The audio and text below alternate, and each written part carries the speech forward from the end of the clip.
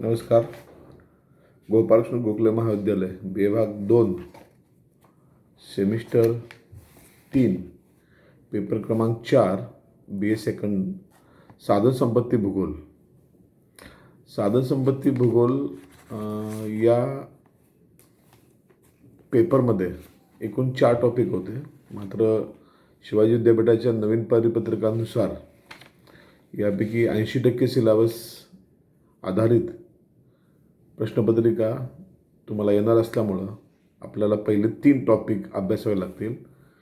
या 3 टॉपिकमध्ये पहिला टॉपिक आहे साधन संपत्ती भूगोलाची ओळख, ज्यामध्ये साधन संपत्ती भूगोल म्हणजे काय, त्याचं स्वरूप, व्याप्ती, साधन संपत्ती संकल्पना, वर्गीकरण आणि साधन संपत्ती भूगोलाचं महत्त्व.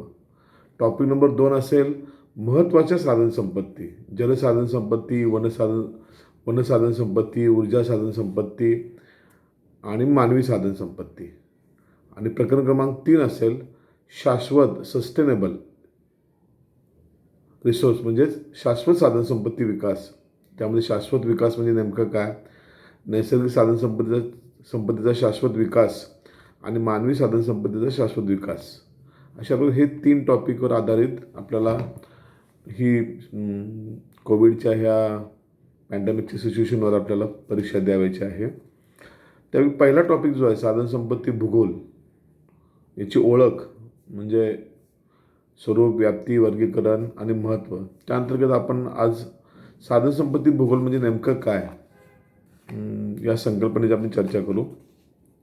साधन संपत्ती भूगोल ही मानवी भूगोलाशी संबंधित असणाऱ्या आर्थिक भूगोल या शाखेची उपशाखा आहे.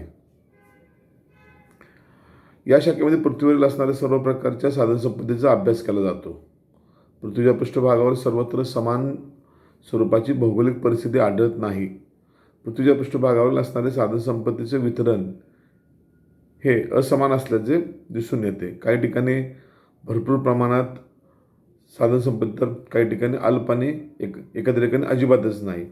साधन संपत्ती ही अशी गोष्ट आहे की मानव आपल्या गरजा पूर्ण करण्यासाठी साधन संपत्तीचा उपयोग करतो.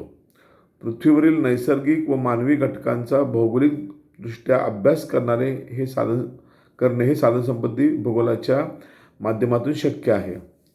संपूर्ण पृथ्वीवरील साधन संपत्तीचे प्रकार, साधन संपत्तीचे वितरण आणि भविष्यकालीन पर्यावरणाचा शाश्वत विकास करणारे शास्त्र म्हणजेच साधन संपत्ती भूगोल होय. याला संसाधन भूगोल असे म्हणता येईल.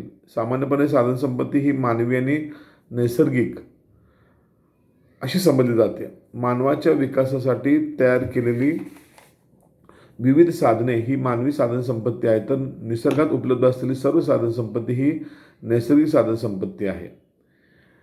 या मानवी व नैसर्गिक साधन संपत्तीचा एकत्रित अभ्यास साधन संपत्ती भूगोल या शाखेमध्ये केला जातो.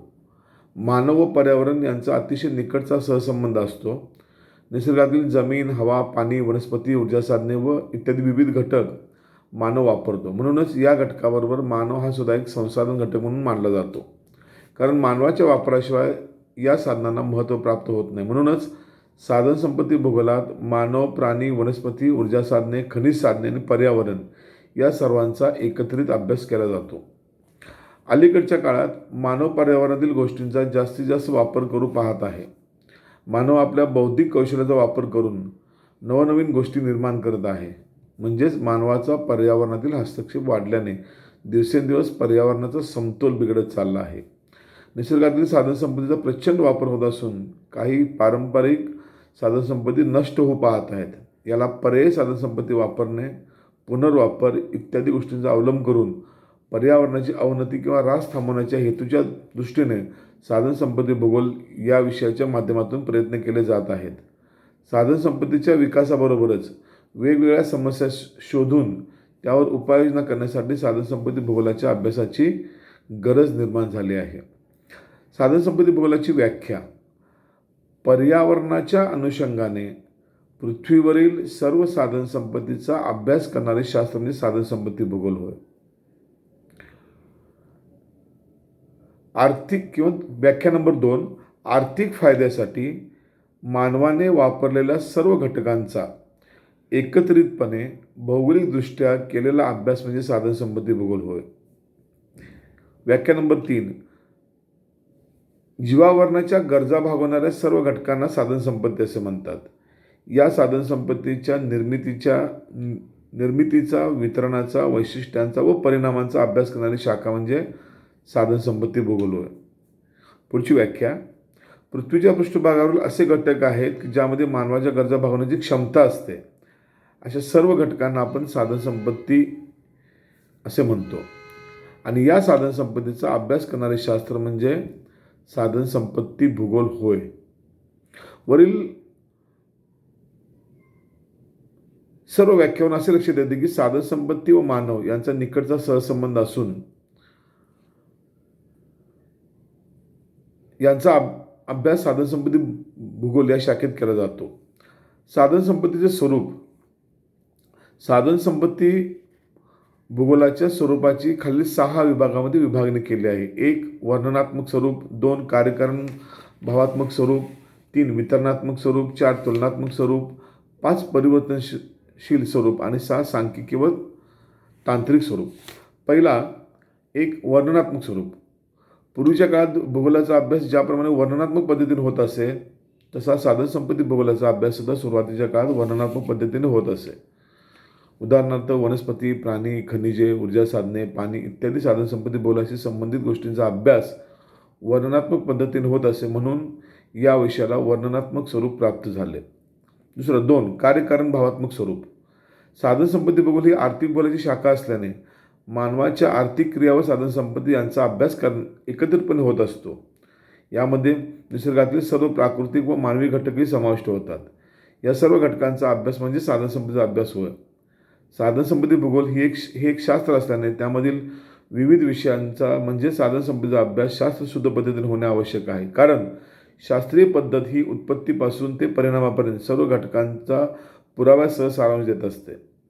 यासाठी विषयातील कोणतीही गोष्ट का व कशी निर्माण झाली, याचा उपयोग काय, अशा विविध विषयांची कारणमीमांसा यामध्ये केली जाते.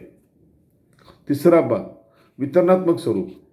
साधनसंपत्ती भूगोलात पृथ्वीच्या पाठीवरील साधनसंपत्तीचे वितरण दर्शवणे म्हणजेच वितरणात्मक स्वरूप अभ्यासणं होय. हा अभ्यास जागतिक, खंडवार, देशवार, राज्यवार किंवा प्रादेशिक अशा स्वरूपात अभ्यासला येतो. वितरणाचा अभ्यास करत असताना त्या भागाची भौगोलिक परिस्थिती लक्षात येते. म्हणजेच उदाहरणार्थ खनिजे, शक्ती साधने, ऊर्जा साधने, पाणी, वनस्पती, प्राणी इत्यादी गोष्टींचे वितरण आपणास हवे त्या पद्धतीने अभ्यासता येते. उदाहरणार्थ खनिज तेलाचे जागतिक वितरण, लोह पोलादाचे भारतातील वितरण, दगडी कोळशाचे जागतिक वितरण, सौर ऊर्जेचे जागतिक वितरण किंवा महाराष्ट्रातील वनस्पती प्रकारांचे वितरण इत्यादी. तुलनात्मक स्वरूप. साधनसंपत्ती भूगोलात निरनिराळ्या भागातील साधनसंपत्तीचा अभ्यास होतो. हा अभ्यास त्या भागातील भौगोलिक परिस्थितीवर अवलंबून असतो. साधनसंपत्तीच्या वितरणात्मक स्वरूपावरून आपणास भिन्नता लक्षात येते. म्हणजेच प्रत्येक भागातील भौगोलिक परिस्थिती भिन्न असल्याने त्या ठिकाणी असलेल्या उपलब्ध साधनसंपत्तीमध्ये भिन्नता असते. ही साधनसंपत्ती विविध प्रकारची असून ती विकसित किंवा अविकसित स्वरूपाची असते. अशा या साधनसंपत्तीचा अभ्यास तुलनात्मक पद्धतीने करता येतो. उदाहरणार्थ जगातील लोहपोलादाचे वितरण आणि भारतातील लोहपोलादाचे वितरण अशा प्रकारे. 5. परिवर्तनशील स्वरूप. साधनसंपत्ती भूगोलाच्या अध्ययनात सातत्याने बदल होत असतो. पृथ्वीच्या पृष्ठभागावर असणारी साधनसंपत्ती, भूगर्भात असणारा खनिज साठा, साधनसंपत्तीचा वापर यामध्ये बदल होत असतो. मृदा, वनस्पती, प्राणी, खनिजे, पाणी इत्यादी सर्व साधनसंपत्तीचा वापर वाढला आहे. वाढती लोकसंख्या, शहरीकरण, औद्योगिकरण इत्यादीमुळे साधनसंपत्तीचा अधिकच वापर वाढला असून गतिशीलता निर्माण झाली आहे. म्हणजेच साधनसंपत्तीच्या वापरात बदल झालेला दिसून येतो. लोह खनिज तेल, दगडी कोळसा या संपत्तीचा वापर प्रचंड होत असल्याने त्याचे साठे मर्यादित आहेत. त्याला पर्याय म्हणून अपारंपरिक ऊर्जा साधने, शक्ती साधने, पवन ऊर्जा, सौर ऊर्जा इत्यादींचा वापर केला जाऊ शकतो. थोडक्यात वाढत्या लोकसंख्येमुळे साधनसंपत्तीवर ताण येतो. मानवाकडून साधनसंपत्तीचा वापर वाढला, पर्यावरणाचा हस्तक्षेप वाढला व त्यामुळे पर्यावरणाचा ऱ्हास होत आहे. जी साधनसंपत्ती आहे तिचा योग्य व नियोजनपूर्वक वापर करून भविष्य काळासाठी टिकवून ठेवली पाहिजे. तिचे संधारण व संवर्धन केलं पाहिजे. अशा प्रकारे साधनसंपत्तीचे परिवर्तनशील स्वरूप आहे. पुढचा मुद्दा 6वा, सांख्यिकी व तांत्रिक स्वरूप. साधनसंपत्ती भूगोल या विषयाचा अभ्यास सध्याच्या काळात उपयोजित शास्त्राकडे झुकलेला दिसून येतो. आज साधनसंपत्ती भूगोलाचा अभ्यास फक्त वर्णनात्मक किंवा तुलनात्मक पद्धतीने होत नसून त्या अभ्यासात विज्ञान व तंत्रज्ञानाची भर पडून सांख्यिकी क्रांतीचा वापर होत असलेला दिसून येतो. साधनसंपत्ती भूगोलातील विविध प्रकारची आकडेवारी गोळा करून विश्लेषण करून त्यावर संशोधन केले जाते. त्या संशोधनाच्या आधारे साधनसंपत्तीचा विकास, साधनसंपत्तीच्या वापराचे नियोजन, योग्य वापर, भविष्यकालीन साधनसंपत्तीची साठवणूक, तसेच साधनसंपत्तीविषयीचे निर्माण झालेल्या समस्या व उपाय इत्यादी विविध विषयांचा अभ्यास सांख्यिकी व तांत्रिक पद्धतीने करता येतो. म्हणूनच साधनसंपत्ती भूगोलाच्या अभ्यासात सांख्यिकी आकडेवारीला महत्त्व आहे. आधुनिक तंत्रज्ञानाचा वापर देखील साधनसंपत्तीकरता केला जाऊ शकतो. म्हणूनच विषयाचे स्वरूप सांख्यिकी व तांत्रिक दिसून येते. वरील सर्व मुद्द्यावरून आपल्याला साधनसंपत्ती भूगोलाच्या स्वरूपाची कल्पना येते. साधनसंपत्ती भूगोलाची व्याप्ती. पृथ्वीवरील सजीव सृष्टीच्या संपूर्ण अस्तित्वासाठी साधनसंपत्तीची गरज आहे. साधनसंपत्ती भूगोल या विषयाला रिसोर्स जिओग्राफी असे म्हणतात. म्हणजेच री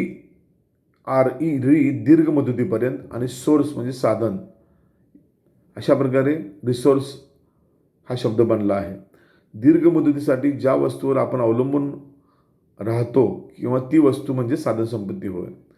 आधुनिक काळात साधनसंपत्तीची कल्पना बदलली असून त्यामध्ये नैसर्गिक पर्यावरणाचा समावेश केला जातो. म्हणजेच साधनसंपत्ती भूगोल ही आर्थिक भूगोलाची महत्त्वाची शाखा आहे. यामध्ये साधनसंपत्तीच्या उपयोगावर लक्ष ठेवून दुसरा भाग कसा भिन्न आहे याचा अभ्यास केला जातो. खालील मुद्द्याच्या आधारे आपल्याला या विषयाची सर्वसमावेशक व्याप्ती अभ्यासता येईल. 1. साधनसंपत्ती एक मूलभूत संकल्पना. साधनसंपत्ती निर्मिती व विकास. 2. 3. साधनसंपत्तीचे प्रकार. 4. साधनसंपत्तीचा वापर व समस्या. 5. साधनसंपत्तीचा शाश्वत विकास. अशा प्रकारे या 5 संकल्पनावरून आपल्याला साधनसंपत्ती भूगोलाची व्याप्ती दिसून येईल. कारण कोणत्याही राष्ट्राचा विकास हा त्या राष्ट्राच्या साधनसंपत्तीवर अवलंबून असतो. पूर्वीच्या काळात प्राकृतिक घटकांनाच साधनसंपत्ती म्हणून ओळखत असत, कारण अतिशय कमी प्रमाणात साधनसंपत्तीचा वापर होत होता. उपलब्ध नैसर्गिक साधनसंपत्तीचा वापर करणारा मानव हा सुद्धा एक साधनसंपत्तीचा घटक आहे. मानव साधनसंपत्तीचा जास्तच वापर करू लागला, त्यामुळे साधनसंपत्तीचा विषय हळूहळू वाढू लागला. कालांतराने भूगोल हे शास्त्र बनले, त्यामुळे साधनसंपत्तीचा अभ्यास शास्त्रीय पद्धतीने होऊन त्यास भौगोलिक आधार मिळाला व त्याचे रूपांतर साधनसंपत्ती भूगोलामध्ये झाले. पृथ्वीच्या पृष्ठभागावर गरजांची पूर्तता करण्यासाठी लागणाऱ्या वस्तूंची निर्मिती होते.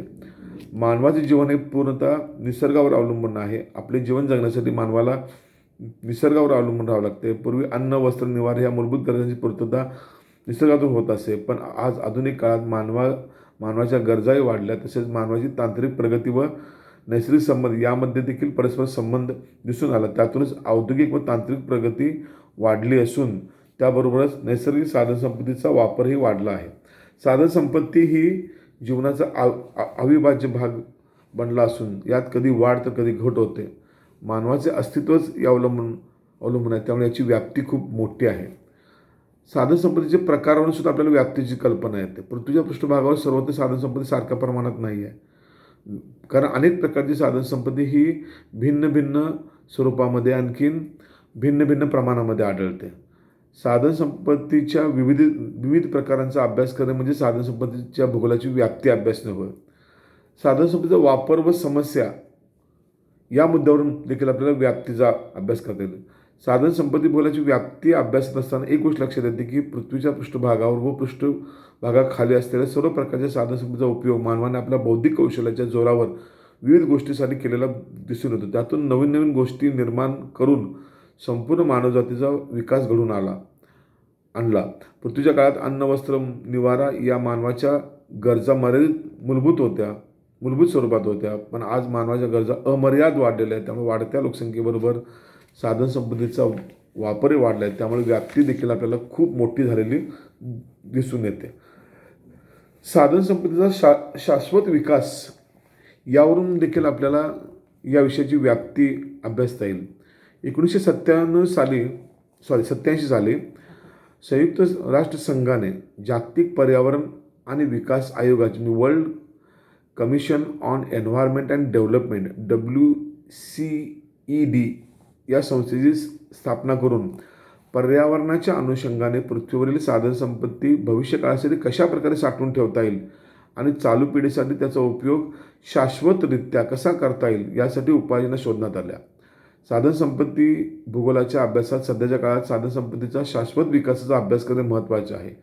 शाश्वत विकास म्हणजे जो विकास चालू आहे तो या पिढीच्या गरजा पुढील पिढीच्या गरजा धोक्यात न आणता पूर्ण करतो का, त्या विकासाला आपल्याला शाश्वत विकास म्हणजे सस्टेनेबल डेव्हलपमेंट असे म्हणता येईल. म्हणजेच जो विकास मानवाच्या सध्याच्या व भविष्याच्या गरजांची पूर्ती करतो आणि साधनसंपत्तीचे अस्तित्व टिकून ठेवतो, तो म्हणजे साधनसंपत्तीचा शाश्वत विकास होय.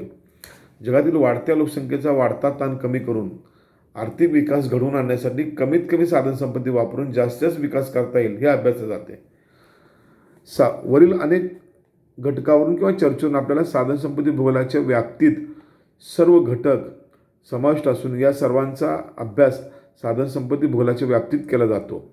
साधनसंपत्ती ही राष्ट्राची संपत्ती असते, म्हणून साधनसंपत्ती विकास, वापर, संवर्धन या गोष्टी साधनसंपत्तीच्या विकासाबरोबर बदलत आहेत. म्हणूनच साधनसंपत्तीचे स्वरूप आणि व्याप्ती अतिशय व्यापक स्वरूपाची आहे. ही व्याप्ती दिवसेंदिवस गतिमान आणि परिवर्तनशील होत चाललेली आपल्याला दिसून येते. अशा प्रकारे आपण साधनसंपत्ती म्हणजे काय, त्याच्या व्याख्या, स्वरूप आणि व्याप्ती या घटकांचा अभ्यास आपण या पहिल्या व्हिडिओमध्ये पूर्ण केला. थँक्यू.